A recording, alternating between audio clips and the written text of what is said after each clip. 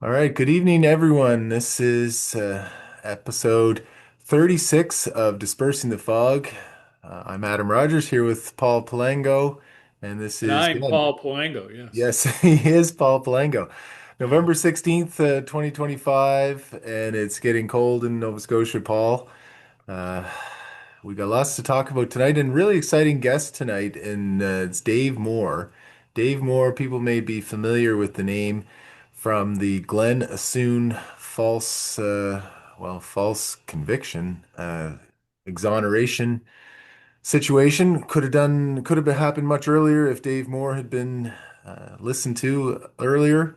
We'll get into some of that, and there's a current affairs aspect of this too, because SiRT, the Serious Incident Response Team, is investigating that situation. A So we'll get new in. investigation. Yes, yeah, you go. It's always good to have a new investigation, covering old investigations and seeing if things went astray or where they went astray, because they definitely did. So looking forward to talking to Dave. But and we got some other interesting stories to get into, but talk about how are things, Paul? How was your week? Oh, it was another exciting week doing this, that, and another thing. You know what I did? I did a podcast, Deprived Justice podcast. They're on sort of at the same stage we are, they're around episode 35 or 36. And it's operated by two former Ontario police officers, Vincent Gersis and Donald Best. Gersis with the OPP, Donald Best from Toronto. He's actually from Hamilton. He knew me. I didn't know him, but he knew of me from my days back in Hamilton. Oh yeah. And it So was okay, what do interesting. they do? Huh? What kind of stuff do they talk about, or what were they asking about? Well, it seems to me that their thing is a lot of, a National Citizens Coalition, the Truckers Convoy, politicization of the police. I think there's an undercurrent of anti-vaxxing and complaints about vaxxing. But I went on, as I pointed out, they went into a little spiel at the beginning about that, and I said, I don't do any of that stuff. I do the justice system and the police, and I think it was good to. It's like Bill Maher says, talking to the other side or Yeah. talking to others. And I felt that I could give them some insights onto how politicization evolved over the years in policing. It was actually a pretty interesting conversation. Well, that's good. What was the name of it again for people who may want to check Deprived it? Justice, Okay. Deprived Justice podcast. It's on Rumble. Okay. But I mean, there was an interesting interlude early on, late in the conversation, where they were talking about somehow we got back into the early days of the RCMP, early in the modern times, 1970s, 80s, in the Quebec barn burnings. And they said, this is what happened. We know from our inside sources that it wasn't some big conspiracy. It was this, that, and the other thing. And then somebody ran with it and made it a big issue. And then I pointed out who ran with it, and they didn't know this. Oh And yeah. I said, you could look it up on the internet because I've written about it. Others have written about it. Victor Malloch wrote about it in the 90s. The two people who ran with it were two ex-Mounties, Brunet and McCreary, who were actually later discovered to be KGB agents. Oh my goodness. And Wow. I said, I'm not making that up. It's all there, it's all factual. And that's how the modern RCMP was born, because of a disinformation campaign by the KGB. Well, that's And so I think they were that's sort of, something. I knocked their socks off on that. And I said, this isn't conspiracy theory. This is the fact. These are the facts. The documents were found after the Berlin Wall fell. And these guys were intimately involved in pushing this thing forward. And the Well, modern RCMP was constructed on that basis. well, that's something else. That'll give them something to dig into.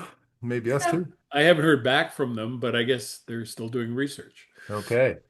Well, we had an interesting week, Paul. We were talking last week about Chris Donchemont a little bit crossing the floor, and that's still up. There's a lot of uncertainty there. The budget vote is tomorrow, and we may be going into another federal election, but we'll see about that. But that's federal stuff. We had the glass pumpkin, the magic pumpkin behind you there, making predictions last week as well about the West Mabou beach and all the situation there unfolding in Nova Scotia. And I think the pumpkin may have come through. It's strange what happened for people who didn't understand this. West Mabou, which is on the western edge of Cape Breton, shortly after you cross into Cape Breton. Um, it's a beautiful scenic, not a lot of employment there. There's a big golf course, and the successive governments have tried to pump up the economy. And one of the things that was being moved forward was the creation of a golf course, expanding the golf course and taking over a provincial park and a beautiful little beach in West Mabou. I know this area because, as I said, it's one of my ancestral homelands. My grandmother and great grandmother were born just north of there and lived there. And there's a lot of people complaining about it. And Nova Scotia Premier Tim Houston was against it, and then he was for it suddenly. Yeah. And people started to wonder why he was for it and what was going on. Yeah, it was an interesting time, and I know a lot of consternation in the local community. This is the beautiful beach, warm water, warmest water north of the Carolinas, because it's not on the Atlantic coast, it's inland. But a lot of backlash too against the government, or there was starting. This is the third round for Cabot. Cabot already has three golf courses up there, and they were looking to expand and do more. But the premier this week said no, that they were just asking for too much, and it was not something where he thought Nova Scotians would benefit, and so he put the kibosh on it. So that was that was interesting development. But are you surprised by that, Paul, or do you think there's more to it still? Well, I think there's more to it. One of the things the Magic Pumpkin saw was, as you'll recall from a couple of weeks ago, was envelopes, strange things going on. And just around the time Houston announced that um, he was canceling it, I was sent a document obtained through Freedom of Information showing that secret negotiations were approved to push the golf course forward. And I have this document here, and hopefully it'll come out in the mainstream media showing that all the top the people in power only a few months ago in government, in the Department of Natural Resources and otherwhere, were fully behind these so-called secret negotiations. And now they've all sort of fallen. I think, it raises the question, did Mr. Houston get spooked? I know someone, at least one person, went to the Mounties to complain and tried to file a complaint. And certainly that got back to Houston. Or maybe Mr. Houston was watching our podcast and it was feared the magic pumpkin because the magic pumpkin can see all. Well, he could have. It was an interesting series of coincidences. The Minister of Natural Resources got demoted out of cabinet, not even moved to another portfolio. Minister of Justice got removed from cabinet, apparently had been offered a different portfolio, and it was replaced as Justice Minister as well. So those would be the two ministries that you think maybe with environment that would be closest to those if there was any kind of legal issues and contracts to be negotiated, that sort of thing. I had thought that the Justice Minister demotion was more just on performance. I'd heard from people, lawyers in the area, she hadn't been a great lawyer when she was in private practice and really wasn't doing a lot of good work as Minister of Justice, despite being the only lawyer in the government. And then gets replaced by former MP, former school principal and teacher Scott Armstrong, who I see now who started doing consultations on the policing review issue that we've been talking about. I see he was down in Yarmouth doing consultations there. So Anyway, who whether that's was part of the decision or not, that seems to be anyway, there seems to be a change in the Justice Department in Nova Scotia. Well, I think the other thing that was going on, those weren't the only two casualties um, in the government. I mean, Yeah. yes, Houston got rid of them, the two ministers, but we also had Alan McMaster, who was the local MP, leave the party. MLA. Leave, the MLA who Yeah. basically resigned, and basically something was going on there too. Yeah, that was very sudden too, right before the And it was provincial very election. sudden. So there's, Yeah. there's a lot of smoke there about what's going on. And as the pumpkin said, I smell a scandal here. And Houston, basically, for all his bluster and talk, obviously didn't want to have anything to do with it.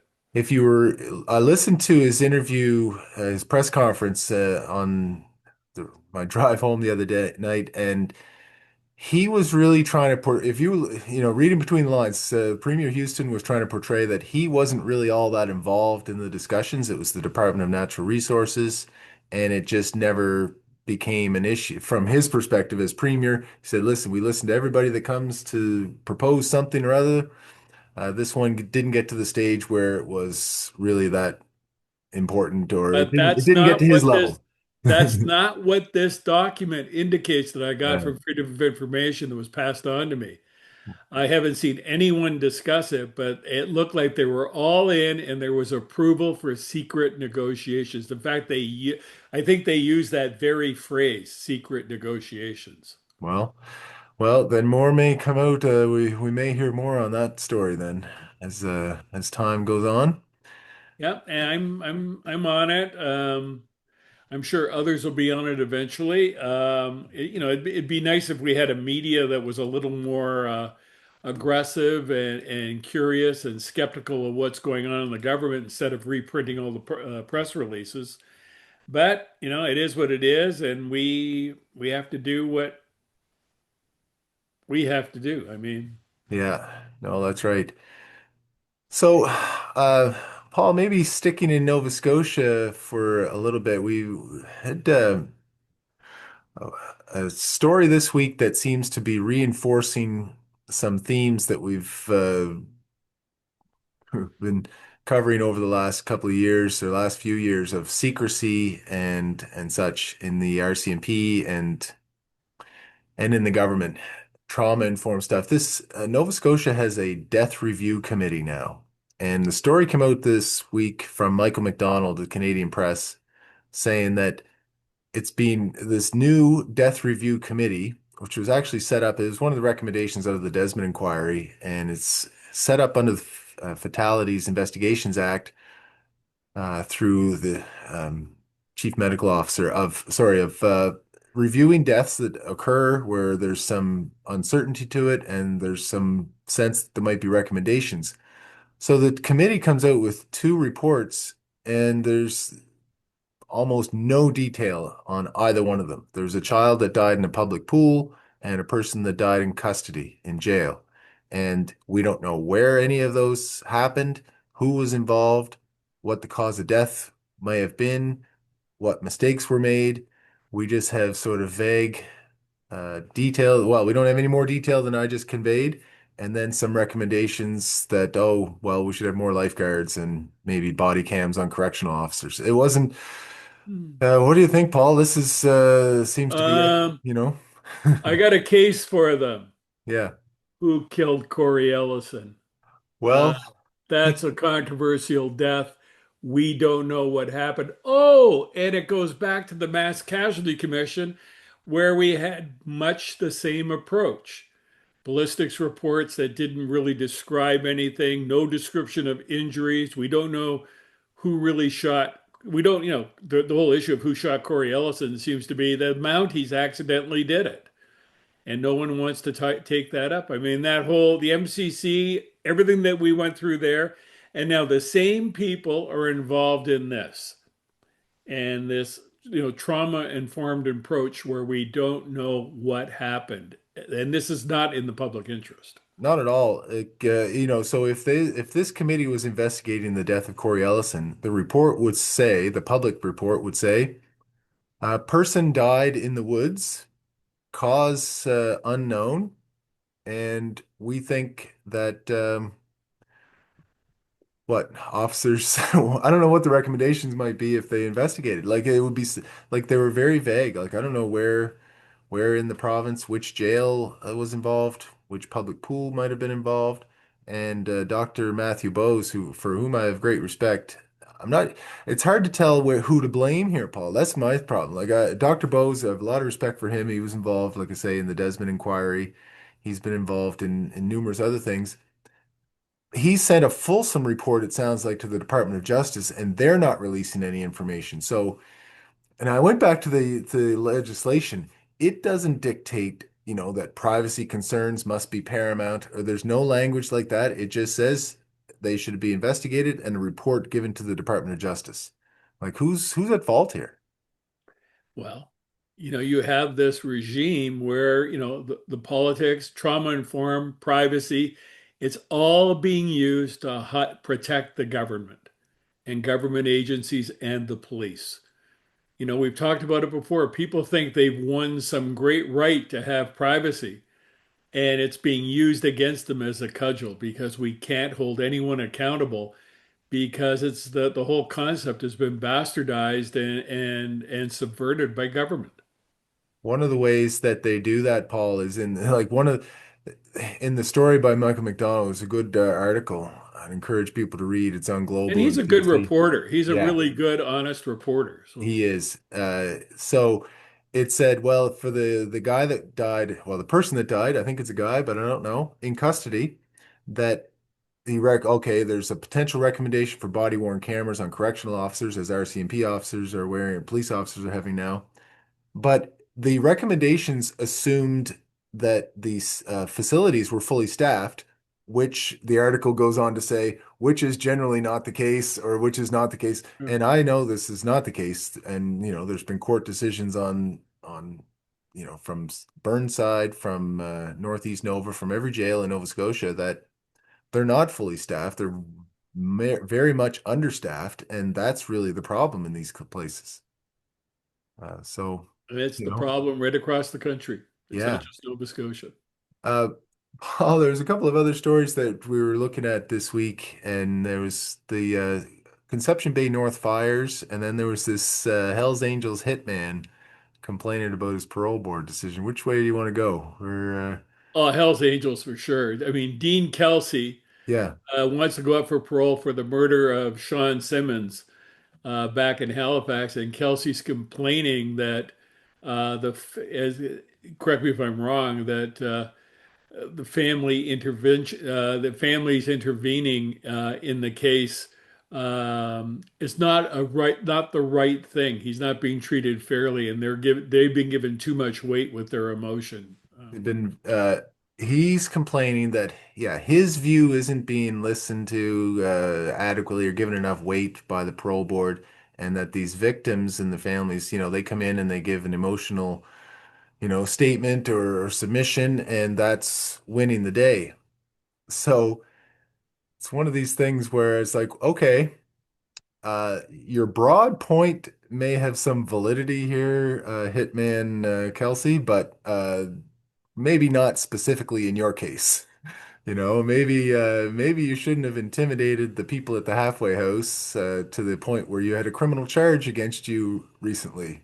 Maybe you should, So okay, yes, it's probably the we've gone too far with perhaps with victims having a say and having maybe too much say. I'm not sure it applies to Dean Kelsie. What's your take? No, I mean he's a bad guy. He's like he comes across as the ultimate narcissist who takes no responsibility for his actions. That everyone's wrong but him, and he's just a good guy at heart. A bit of a maniac, but I think he says he's turned the corner now. He's like on the right path just before he's seeking parole. He might be on the right path, but he's not very far down that path from these murders. They're close to 20 years ago, aren't they? Like, Yeah. you know, maybe start 20 years or 19 years ago if you're looking for parole instead of, oh, parole hearings next week. All right, I'm gonna start living right now. Well, it's interesting to see that Dean Kelsey's still in jail while all kinds of other people who've been involved in heinous crimes get out relatively early. It makes me wonder what is he missing here? Maybe he should have become a police informant or something because he would have got a note earlier. Obviously, this shows his credentials as a hard-nosed biker are intact because he ain't getting out. Yeah, well, when and if he does, yeah, I guess he'll be maybe he'll be well received back, unlike some of the others that Yeah. have talked or reformed. Yeah. They, okay, so maybe before, well, we have Dave Moore waiting, Paul, but I just wanted, I was thinking about this Newfoundland case. It's a few years, about a week old, the story. The situation is from the summer, and it just I guess it reinforced the lack of staffing, because they were understaffed. This is Conception Bay North, along the North Shore, not that far away from St. John's, but far enough they were understaffed, like people reporting these fires, reporting they found incendiary devices like beer cans stuffed with hay, and nobody would come talk to anybody. There's these group of retirees out on their four-wheelers and side-by-sides going out. It was like that episode of The Simpsons where Abe and his buddies were trying to investigate crimes, and the RCMP wouldn't listen to them. They sent in the a unit from St. John's which was supposed to have 8 officers, only had four, and That's nobody's called full responding. staffing in the RCMP. Isn't it amazing? That's full staffing. So they are responding to it publicly, but it's this Inspector Ossinger, David Ossinger, but it's completely unsatisfactory what they're trying to tell people. Like that's But it's the serial same right arsonist. across the country. I think I told you the other day. The In Alberta, I know of a situation where they have one officer on duty recently for a community of 10,000. And the RCMP says, renew our contract. We're giving you the best service possible. The yeah, it's unbelievable in many ways. Like, the 196 homes were burnt down in the between Yeah. May and August in this area, and nobody's caught. Nobody's really taking it seriously. So I don't know. Newfoundland and Labrador is in the same boat as many others, I guess, across the country with understaffing. Right across the country. Yeah. By the way, Paul, I was listening to a different podcast this week, and the interviewer was talking about Newfoundland and Labrador. He's like, "Isn't that just a placeholder name? Like, wasn't it meant to be changed into something?" Like, just the first person that got to the island was like, "Oh, Newfoundland. Okay, well, we'll use that until we come up with something." Good But point. it's stuck. But a lovely place to visit. I don't know Oh if I yeah. could live there, but I love visiting there. Yeah, haven't been up to the North Shore there, but the pictures, well, the pre-fire pictures look delightful. Hopefully, it'll recover in years to come. So, okay, well, Paul, let's bring in Bring Dave Dave Moore Moore in. and get really looking forward to hearing from Dave Moore. All right, here he comes. Okay, Dave Moore. okay. Well, we have his He looks frozen. yeah. Well, that's his profile picture. I don't think that's actually him. It's a familiar looking picture. There he is. There's Dave Moore. Hello, folks. How are you? Doing great, Dave. Thank you very much for coming on the show. This is really looking forward to having this discussion with you. Very good.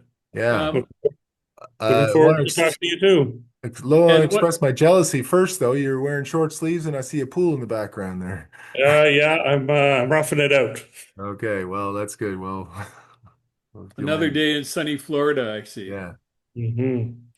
One of the things we do, Dave, as you can see, is some podcasts basically go back to old stories. A murder in 1975 and what happened there. We tend to be more sort of looking at how the system works and not so much the incidents, but the inner workings of the institutions. And I think you're a good guy to not only on the case we're going to talk about, but on other things in the future, because I think you bring a lot to the table. And maybe you can give us, your 2 minute on how you got to be a Mountie, because I think that's important to the overall story. Well, I applied when I was in high school, and they had a freeze on from 1980 to 1985. I went on to business school and then started my own software business in Ottawa. They approached me with a sales pitch that they needed people like me and a different generation of members that came into the force. We were all mature from different careers. The average age was 30, not 17. And we had pilots, we had preachers, we had teachers that had already worked their first career. And they wanted to bring in a more mature group of police officers to bring the RCMP into the 21st century. I thought that was funny because I was cutting edge at the time with my own software. And then when I joined, I didn't see a computer for 10 years. Oh, jeez. That says a lot. Well, part of the reasons, as I recall, sitting in the commissioner's office in Ottawa back in 1997 or so with Phil Murray, and he was saying the reason we're doing this is we won't require as many supervisors, and these people will be self-motivated and responsible, and they'll bring a lot to the table. Is that what happened? Uh, in bringing in people with older demographic, you bring with them their values that they have grown up with and lived with. And if it conflicts with the organization, so i.e., you'll hear the expression, there's the right way, the wrong way, and then there's the RCMP way. Well, a lot of people, good people, honest people, had difficulty adjusting to some of the conduct brought on by the organization. We stumbled to scratching our heads, wondering why they're doing things that they're doing. So I can speak for the troop members, the 32 troop members that I had with me, which included Paulson, former pilot, that we Paulson being struggled. being the former commissioner of the RCMP. Correct, Bob Paulson. So, like I said, we were all, Bob, I believe, was 33 when he went through depot. And many of the members in my troop were in their early 30s or late 20s. Um, and in dealing with various aspects of the force, they just shook their heads. Unfortunately, we had too high a number of suicides. The members crashed and burned, if you want, could not bring their head around to the way of thinking of the RCMP. And even though we were cautioned when we went through training of the high level of suicides in the RCMP, we really didn't grasp it because this group of 32 were the creme de la creme of leadership coming from all aspects of life. And yet they struggled individually and collectively to get their head around the moral conduct of the RCMP. It's very much a cult. And if you don't fit in and your ways are not atoning to their way of doing business, they're going to run you out of town. So I was stationed in the Maritimes and I ran into that problem pretty much from the onset. Throughout the course of my career, I had 10 investigations in which I was sidetracked by other aspects of work taken off the case, if you will. Either I was getting too close to the pressure. So in PEI, I was investigating a lawyer who was my personal lawyer and the assistant crown prosecutor. He cleaned up the scene of a crime of an MLA's residence, and I tagged him on it. And he called in favors in the RCMP, and they just ran me out of town. They basically trumped up a bunch of charges against me and asked me to leave the force. So I got an early taste, if you will, of the dark side of the RCMP and how they conduct their business. But Dave, geez, that seems like when you deliberately bring in a group of outsiders, people with experience in other organizations, wouldn't the hope and expectation be that these people are going to see some things that they don't like in your organization and they're going to make some changes and it's going to be better as a result. And that's why you do it. Like, why would they ever be surprised that that was the result or, you know, Absolutely, and do you're absolutely on point there. And where you ran into it is when you got in the field, you ran into the old school. So it? you may have centralized thinking in Ottawa wanting to advance the organization, but it doesn't trickle down into the old school commanders and division commanders. They want to run things the way they've been doing for 30 years. And like I said, I spent 30 years in the organization trying to bend them to bring up their conduct. And it was just one battle after another. And finally, I can say with all fairness that I failed miserably in any attempt to bring them alongside. And it wasn't about me. I had my initial contact with them, which frustrated and angered me. So I doubled down to bring about change in the organization. So over the years, I've written white papers for Parliament. I've written federalized RCMP, and not just a document. I'm writing the entire policy for the force. So over the course of the 30 years, I've written 40 or 50 policies. Sometimes you have to put them in covertly, such as the Nova Scotia Amber Alert program. I put it in a manila envelope, put it on a guy's desk that he was ambitious. I was going nowhere. It didn't matter. It was more important to get that program off the ground. So he ran with it. They spent $54 million initiating that program. And sad to say, under the Sullivan case, they didn't follow the direction of policy, No, which is that was they very did. frustrating to me. They didn't, and Dave, you might be aware that just last or this weekend, in the last few days, there's been a further effort in the search on that one. And of course, they're searching the waterways now, and this group from Ontario came down, but they're not finding anything. And it just leads to more suspicion that maybe something criminal took place, and maybe that Amber Alert would have been a really important thing, and could have saved lives if they had done it at an early stage. Absolutely.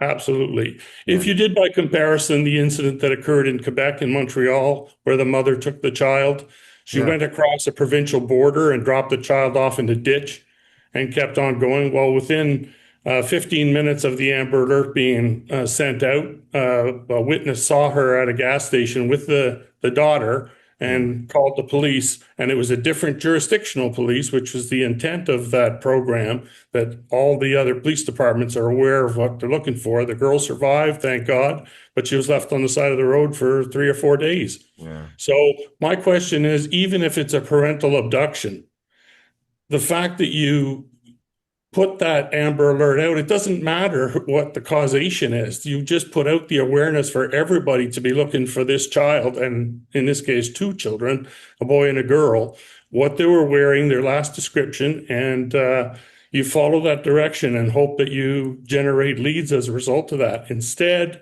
for whatever reason, they went the other way on this. I don't know why they didn't follow protocol.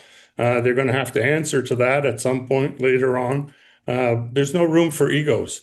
There's set in place based on best business practices. It's taken out of the hands of the members for that very reason. You initiate the Amber Alert and the calls come in and you deal with the calls.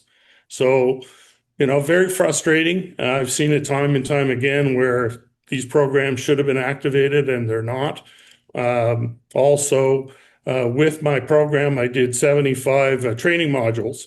One of them, number 74, involves a roadside killing of a member and what policy you follow it up, i.e., the Porta Peak disaster massacre. There would have been protocol for the telecoms operator. There would have been protocol for the whole process laid out in terms of communication, so on and so forth. Again, they did not adopt any of those training modules. And if you don't train for something, you'll never know how to handle it when it happens. So school shooting is another example. You don't want it to happen in your community, in your province, but when it does, you got to know what to do. And sadly, that's not what's going on here. Let's take you back now to the 1990s. Aaron Noss, the current director for the Serious Incident Response Unit in the police watchdog in Nova Scotia and New Brunswick and some other places, has reopened a file into the Glen Assoun murder and the destruction of evidence. Tell us about how you got involved in the Glen Assoun case and what happened. So after years of detachment duty, I was put into a program right from the beginning called VICLASS, which is a version of the VICAP program in the United States, which is to link serious incidents from one police department to another. It's a communication device that all police departments can access to find a commonality in suspects in carrying out murders, kidnappings, sexual assault, so on. So while I was in that unit, I was tasked to take Mr. McGray had confessed to 25 murders across North America. Uh, Uh, Mr. McGray being Michael Michael McGray. McGray, yeah. Michael McGray, a serial killer. He had confessed to a reporter. Not he didn't know the names of the individuals he had murdered across North America, but his memory to detail was phenomenal. So I was tasked to look into those murders and try to find the victims associated with the murders with him. So I went about a very difficult case to work on. VICLASS is based on pattern behavior. His behavior was everything but. He had no vehicles associated to him. He traveled like a vagabond across North America. He thumbed a ride everywhere he went. He didn't have access to the typical things that you would use in the police world to track somebody. And you really had to think outside the box to figure out exactly how this individual, where he was at any given point in time. And of course, you've got the elements of the offense. Adam would know all about this. Most police officers should know this, that every Sure. charge, every separate charge has elements to the offense that you must prove in court, as well as motive and opportunity. So I had to prove at any given point in time where Michael McGray was in North America. Very difficult task. So what I ended up doing was charting. I had a war room and I charted all the missing and unsolved murders in North America on a chart. And I slowly worked Michael McGray. So he was in prison in Quebec at the time for a murder that he had committed. And I wrote him in prison. We actually corresponded back and forth, and I analyzed his writings to me. In addition to that, I was only able to determine after a bit of research, I went through a psychiatric report, so on and so forth, that the only way I could track him was to track his welfare check. He had to present himself in person with a form of ID in order to receive the check from the government. So if you were a vagabond traveler, you better have an ID at a residence, some particular place where you can present that ID to get your check. In addition to that, he cashed his check at a check cashing facility across the country. So he had to present ID at the check cashing facility to show the check was his. So I could guarantee you that that moment in time he was in that particular city, but I couldn't tell you 2 hours before or 2 hours later where he was. So I Dave, was able, oh, sorry, go ahead. yeah, just on that, I mean, that seems like a pretty brilliant piece of detective work. Was that a technique that was known, No. known to be successful, or something you just thought of, or how did you come up with that?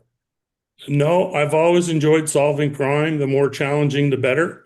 And I grew up watching crime solving, and I saw shows like Banachek, where they Yes. could never solve the crime. And I would go, even before he solved it, at the epilogue, I would solve the crime. And I quite enjoyed doing it. So I think outside the box, away from traditional thinking. And it has to be within the confines of law. I'm not going to trap anybody or anything like that. Oh, yeah. However, you have to be able to outthink and think as though you were the serial murderer yourself. Where would you go? How would you go? How would you hide? What would you do? So, in the case of McGray, the pattern he had was he had no pattern.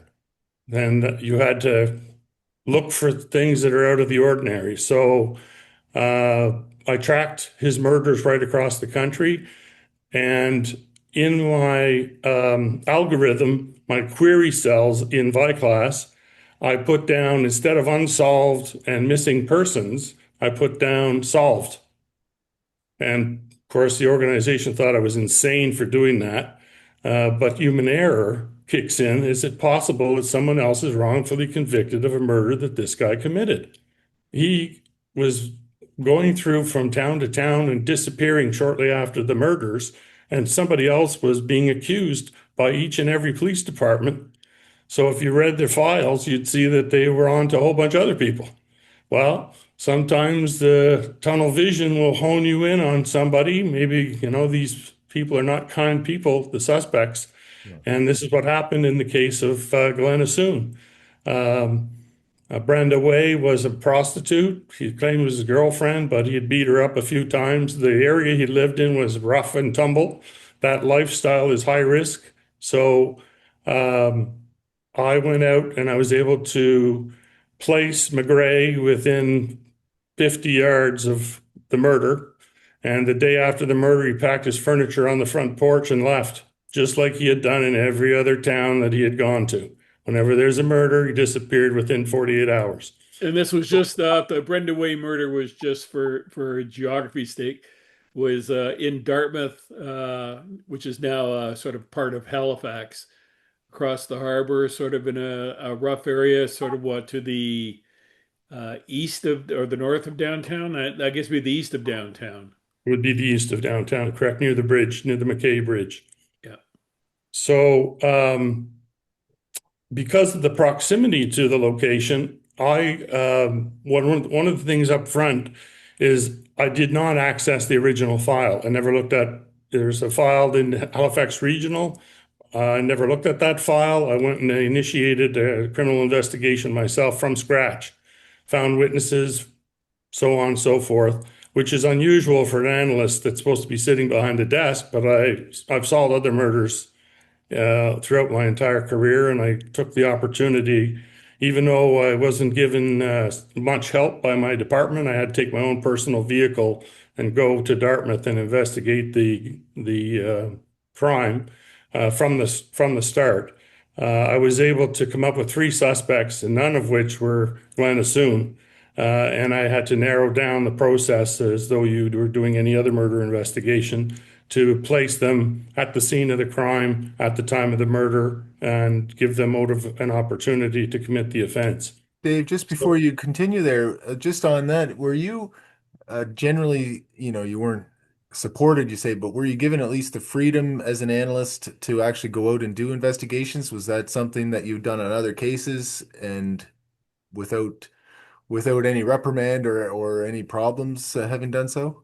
So generally speaking, you would do your analysis up and send the report into the primary investigator.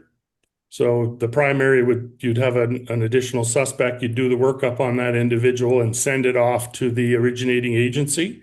It's not necessarily RCMP, it could be HRM, whatever. Hmm. I tried to make inroads with the Halifax Regional Police Department. I went to see Chief Beasley to explain to him, and I had an additional complication, which was that my sergeant that was in my class was a Halifax Regional sergeant who worked on the Brenda Way case and kept obstructing my investigation. He kept interfering with my investigation. He ended up being the individual who went in and destroyed my evidence, broke into my office, tore all this stuff up, and so on. But he was also a supervisor in that unit, and he did not agree with what I was doing. That's why I had to do it on my lunchtime. The hour off that I had at lunch, that's when I drove to Dartmouth and did my statement interviews and so on and so forth. As I compiled a file folder full of evidence, I then brought it to the major crime. Well, first I brought it to my own supervisors, and I had two other analysts do the analysis on this file, and they both came back 100% certain that it wasn't Assoun, it was McGray. Well, what So, happened to Assoun? He was he was convicted in what 1999 was it? correct. So in 2001, 2002, I knew then he didn't do it, but I'm limited under the Securities Act of Canada. I cannot go to a defense attorney and say, listen, I have evidence that your client did not commit this crime. You may want to have an appeal and ask for the information I have in my Vi-class unit, and I will assist you in showing his innocence. I can't do that. So all I can do is follow protocol, go to my supervisor, go to person in charge of major crime, which I did. And then as a result of the interference, the obstruction of justice by that particular sergeant with Halifax Regional, I went to the chief of police and said, listen, your guy's all over me. I need him to back off. I don't want to have to arrest him, but I will if I have to. And he said he couldn't do anything about it. It's a unionized shop, and said nonsense. I wasn't impressed with my conversation with Frank Beasley. Went to my inspector, and he basically did not agree. Then I went to the major crime unit. Basically, by this time, I had 3 full file cabinets full of documents, evidence, statements, and I wanted him to transfer me to the major crime unit so I could work on this particular file all by itself. I had a number of other files that were uh, plaguing me, try to keep up with the other analysis work that I was doing. But going forward, I asked that now this particular major crime inspector I work for in Lower Sackville, and I solved the Christy Salter murder in Lower Sackville. I didn't get credit for it. Another guy got promoted to inspector, but I'm the one who solved that case. And he was the supervisor and knew that I did it. So it's not as though I'm on unfamiliar territory. He knows I'm good at what I do. For historical context, Dave, before you go on, the this is happening at the same time as a number of other things are going on in the area, including Swiss Air in Correct. 1997. And we've had a previous guest do a couple of shows, Tom Juby, who complained about interference in his case. And many of the people who were involved in the interference in his investigation are the same people involved in your investigation. Correct. So basically, it comes down to your sworn oath. When I swore an oath as a member, it was to serve and protect the public, to solve crime. If you're a white shirt, you serve and protect the organization. And those two are forever in conflict. And if someone determines that they don't want you working on a particular investigation, or you're getting too close, next thing you know, you're transferred. You're either transferred out of province or you're transferred to a new unit, which is exactly what happened to me. I went away on holidays and I came back, and this is after 10,000 hours of work in that unit. I was well known by the FBI. I'd solved other murders. You're transferring me to a gambling unit? Why? And the whole purpose was to discredit you and take the emphasis off the Assoun case, that I wasn't. He just happened to be a fallout as a result of investigating McGray. People don't get that. But basically, what happened was, while I was away on holidays, the sergeant from Halifax Regional went in and erased all the evidence on the computer, destroyed all the evidence in the file that I had in a locked room. And then, after I was transferred out of the unit, a second cover up occurred in which I wrote to Ottawa and explained to them what was going on. And their response was to have the unit commander go in and erase 139 files, completely wipe out the work that I had done. That's the response. So I'm thinking, okay. And the reason they did that was I had statistical analysis of the work that I kept track of all the work files that I'd worked on. So when I did a statistical analysis, I could tell you who in that unit was working on what files and what percentage of the files that individual was working on. I gave that all to them over a period of 14 months, who exactly was the lion's share of the work in that unit, and the fact that I was being obstructed while I was working on this other thing. So going forward from there, I was not expecting them to, with the evidence that I had, to allow somebody to go in, even though there was an appeal in process by Assoun's attorney. And I had evidence that would have got him off in 2001, 2002, and they decided they were going to get rid of the information. So, I'd destroy it all. Dave, from my understanding of that part of the story, that wouldn't have been a simple matter of going into a computer system and hitting, select all, delete. It would have been sort of line by line deletion, would have taken a long time. And then they also took your physical files as well, the notebooks and other, spreadsheets, charts, and stuff that you'd prepared on these cases, in this case in particular, but other cases maybe too, from a locked filing cabinet, had to do Correct. it after hours. And then all of a sudden, you go from investigating homicides and unsolved cases and high level stuff to investigating, on the gambling unit. Like, what would that have even been? Like, what? That's a so that seems like a very dramatic way to intervene, and also. For what end? Like where they just did a bad investigation, they didn't want anybody to know. Boy, that's a dramatic way to cover it up.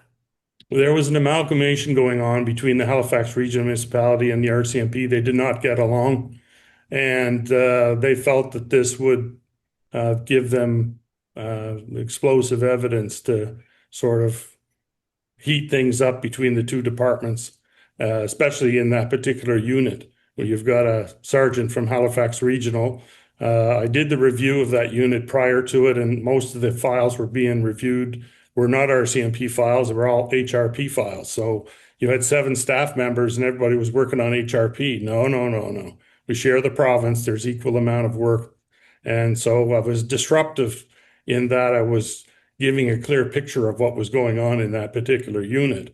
Uh, this individual, he wears his heart on his sleeve, so he didn't hesitate to tell me, I don't, if it's good enough for the Supreme Court, it's good enough for me. Well, listen, buddy, butt out. It's nothing to do with you. I'm working on a McGray incident. And as a result of my query, I've got this other file. And a matter of fact, there wasn't just one, there were 2 wrongfully convicted individuals. He committed a murder, McGray committed a murder in Seattle, Washington. And I called down to Seattle to say, this particular file of yours, my guy's admitting to it, and the holdback evidence, he matches it in what he told me. And so what happened with the one in Seattle was the sheriff was up for election. There were 21 murders that went on in that community, and he was up for election and he cleared them all.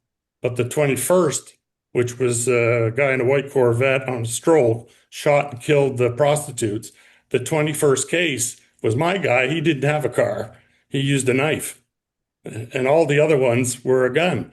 So I called down to say, I understand you want to clear it to make yourself look good, but you shouldn't really be clearing a case that had nothing to do with your guy. I ended up in shit. The next day I got a phone call from Ottawa. Who do you think you are? Well, clearly I stepped on some toes. And I wasn't expecting the same results here in Nova Scotia. I expected them to say, well, let's have a look at it and see what we have here, especially the major crime guy who knew my reputation for solving crime.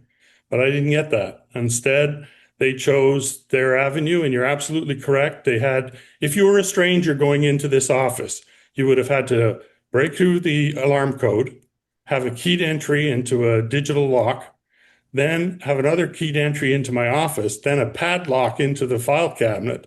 And that just gets you the paper file in the file cabinet. You have to get into the computer. Now, thank God, the computer has, in order for that individual to get into my files, he's got to put his name in.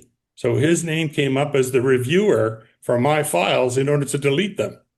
So the issue I had that was so upsetting was I was about to arrest the girlfriend of McGray, who was in Dartmouth, for 6 murders. She was with him when they committed the 6 murders. And McGray was willing to cough up to all the murders if I left his girlfriend alone.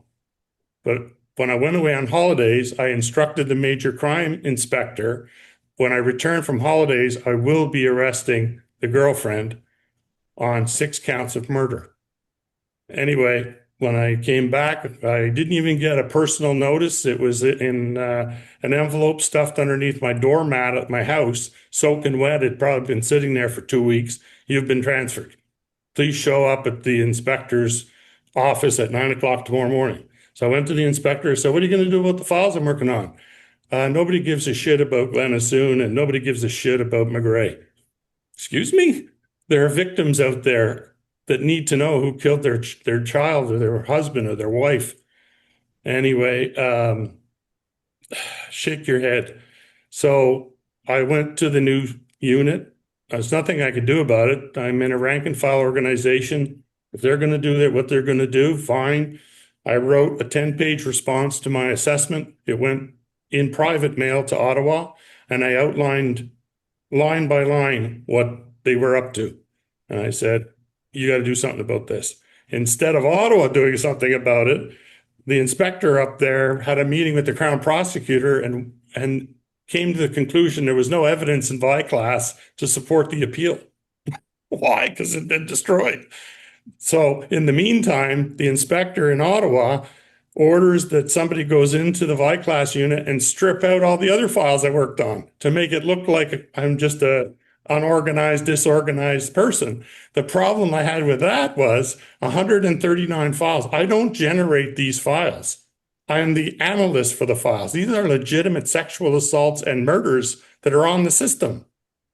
To wipe them out for the sake of covering up whatever it is you're doing is putting the administration of justice into disrepute and turns the whole VICLAS program upside down on its ear. Quick So question. You okay, you're portraying yourself as the good guy here. Were there other good guys in the RCMP supporting you, or were they all bad guys? no, well, in the case of this particular Assoun, I sent my analysis, I blindly sent to two other officers not in Nova Scotia, look at this work and tell me what you think. Don't look at my work, analyze the file and drop this query cell into the file. They both came back with the same thing. You're bang on, 100%. So this is the problem. You've got one member within the office doing a cover up and destroying evidence for the sake of the appellant court defense appeal situation. And then you've got months after I leave the unit, the director, the unit commander being instructed to wipe out the rest of my files. So the problem is it's a system, it's a server, which are, if you can describe the server, it's like LP, the old 33 LPs, and they're stacked in a server. Well, each province has its own server, and then there's a mainframe copy server in Ottawa. So if you're going to fulfill this cover up, you not only have to wipe out the server in Halifax, you have to go into the server in Ottawa and take the same information off the server.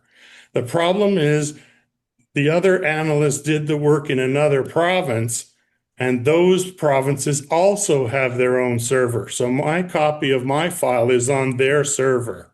Get it? Oh yeah, so Gotcha. Gotcha. a little bit of it, some of it at least, or most of it preserved. All of it. All of it. Excellent. And so the other members are calling me saying, what are they doing?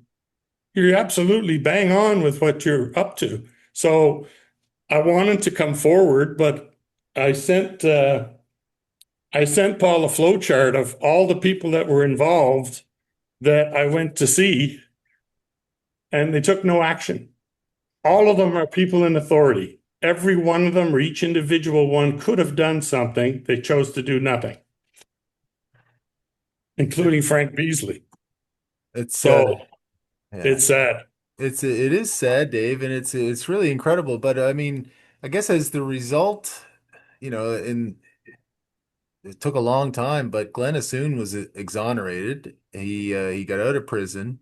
He got some compensation. He didn't have a lot of time to spend it, unfortunately, because his health was bad, and he passed away sadly before, really, I think before the compensation was complete, and certainly before, I don't know, yes, he was exonerated. So everything, I guess, came to pass in a certain way, and certainly your efforts were, I think you could say that your efforts or your information was legitimized, I guess, through that through him being exonerated. It's Uh, so ironic that when you yeah, go through training in the RCMP, the very first thing they'll tell you, they would rather have 10 guilty people go free than an huh, innocent person wrongfully convicted. yeah. Well, that doesn't seem that doesn't That is seem true, not the does it? way that's working out, let me tell you. Well, now, So go yeah. ahead. So now SiRT is investigating this and looking into some of these things, presumably. Have they contacted you to ask you for your perspective and any information you might be able to help them with? Yes and no. Initially, they headed a BC director of SiRT to come in and investigate the case. They told the media that they were too busy to look into it. But in actual fact, that same individual had me trumped up on false charges under the SiRT program for perjury. And I forwarded that information up to Ottawa to say, listen, I'm not talking to this guy. He tried to set me up on bogus charges. Wasn't this person involved in Nova Scotia before they went to BC? That's correct. That's right. So it's a form of harassment that the force uses. They use all their tools within DOJ and they're all ex-RCMP and they get you to succumb to the pressure. And I wouldn't have anything to do with him. So it has nothing to do with the so-called media release. It has everything to do with the fact that I could prove that everything that he was had me under investigation for was totally bogus. So there's no way I was going to talk to him. So And the new CERT investigation is being run out of Alberta, isn't it? I'm not sure, I but think it is, but the CERT, I did a little check there, and the Alberta investigators for CERT are all former Mounties or seconded Mounties who are start part of so the my RCMP. question to you, Paul, is what is the likelihood of CERT in interviewing me, or do I stand a better chance of winning the lottery? Buy a ticket. Yeah, Buy the Um, they won't talk to I me. mean, Dave, Not a chance. as you know, Dave, we've been involved in the Nova Scotia massacres for the last more than 5 years now. And there are two, Erin Noss is the new director, and she's going after this case, reinvestigating it. But there's two cases that from her predecessors, Felix Cacchione, the Onslow Belmont Fire Hall shoot up. They put out a bogus report, and the shooting of Gabriel Wortman at the Enfield Big Stop. They put out a bogus report. I don't have a lot of faith in them doing a good job, and I'm saying bogus because we can prove that it was bogus. We have proved it. I've written 2 books. Adam and I have talked about it.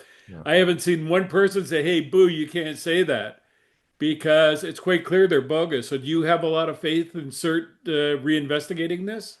When the inspector did the VICAS administration review with regard to the missing evidence, I could tell in the first 2 questions he asked me, and he was my instructor in the VICLAS program. He wasn't asking the right questions. He was asking a questions to protect the organization, and he could care less about the truth. My suggestion with regard to the Alberta investigators, within 3 seconds, I'll know if this guy's legit or not, because if he doesn't ask me the right questions, he's just looking at whitewashing it, if he even bothers to talk to me. Well, So, it do I would have any faith? The answer is no. I've received phone calls from several people telling me not to show up on your show, don't divulge the truth, don't say anything, wait until CERT interviews you. Well, good luck with that. How many years has it been now? It's just not going to happen. So well, before I die, I might as well clear the table and tell exactly what went on, and how they decide to deal with it going forward is up to them. But if I were doing the investigation into this matter, there would be several RCMP indicted and several Halifax regional police officers indicted for obstructing, damage, mischief to property, obstructing justice, so on. I don't know what. There's other things that have occurred that I just can't get my head around. Uh, One of the things our organization does when they want to destroy you, they come at you from 10 different angles. So there's some things that have occurred to me within close proximity of that investigation that were directly as a result of not willing to back down from that investigation. And they were sending me a very loud message. I think we'll come back to that in another day, okay? yeah, Yeah, we fair just enough. Because had I think there's a lot there. And Yeah. the other thing is, this investigation, $10 million, Glen Assoun received $10 million Correct. plus all the damage that's done to the justice system. And once again, no one has been held accountable. No, no, that's Well, it. you had the Marshall inquiry, and you had a report generated with the Donald Marshall. The same evidence came out, and when they asked if they should be doing a inquiry into the Assoun matter, I said no. You're wasting your time. It's just going to be another report stacked up in Ottawa, getting dust on it. The same uh, results are going to end up coming out again. So don't waste your time. And if you're going to have it, don't have it in Nova Scotia where I'm under the gun. Bring it to Ottawa and have it in open parliament session so people can see what actually is going on here. If not, you're wasting your time. But the precedent's already there under the Donald Marshall case. Just have to follow the recommendations from that case. Don't waste $200 million doing another inquiry into the Assoun matter. Just follow the directions from the previous one that you neglected to follow in the first place. I think that's an excellent point, Dave. And I think, uh, I mean, you're following a bit of the Paul Palango strategy of just, all right, well, I'll just say all this stuff, and then everybody will have to deal with it. I mean, it's inconceivable that CERT wouldn't speak to you, and especially maybe after this interview, that, how could they not and say that they've done a thorough and proper investigation? It just You doesn't stand know, to reason. after I had my run-in with the RCMP in Prince Edward Island, for the case that I was trying to investigate at that time, I made sure I did not accuse somebody who did not commit the crime. I got almost 100% uh, statements from 247 persons convicted. Here's my record: 247 persons convicted, two wrongful convictions overturned, no appeals, no losses. Find me a member in the RCMP with that track record. Why did I have it? Because I was on the other side of the bench in Prince Edward Island being falsely accused of crimes that I did not commit. I swore to myself that would never happen again. I could have left the organization. I chose to stay, but I'll call out any bad faith that they're doing, which includes this one. They've really stepped on a bouncing Betty landmine in this particular case. There's no excuse for what they did. There's no excuse for the initial cover up, and there's no excuse for the following cover up months later and going and wipe out all the files. What's that all about? You're just as complicit as the other guy. Yeah. So, at some point, the organization's completely derailed itself. When the administration of justice is put in disrepute by intentional acts of malice and obstruction, I'm sorry, the organization needs a complete revamp. So that's a discussion for another day, but I'm not Yeah. impressed by what they've done. Yeah, I think we after this CERT report comes out, Dave, or if anything else comes along in the case, I think we'd love to have you back on to talk about further developments. That's if you're willing Well, I to do know, do Adam, it again. that over the years, Dave has backgrounded me on a number of things he's worked on. We could spend a lot of time talking to him because he has some terrific insights and documentation about some of the cases he's worked on. And I think it'd be interesting for our readers. So Well, let's I Yeah, do it. I definitely think your readers would be um, awed by the amount of information I've collected over the years and what I've seen and observed in conduct and immoral behavior inside the organization. I think It didn't have to be that way. for that reason, absolutely, we want you back. And anybody that makes a Banachek reference is always welcome back, in my opinion. That was a great show. Great show, underappreciated show. Yeah. Yeah, Thanks a lot, Dave. yeah. No, thank you. Good having you. All right. So, gonna well, Paul, that certainly lived up to advanced billing. Man, what what a great investigator, analyst, and just being railroaded left and right by people that he's When I first met exposure. him, when I first met him back in 2007 or so, Yeah. he had come to me when I was doing the investigation for dispersing the fog, and he came to me about his business. He had a business on the side, a little restaurant, being burned down by an RCMP informant. And then the RCMP went after him. This is something we can talk about in the future. Jeez.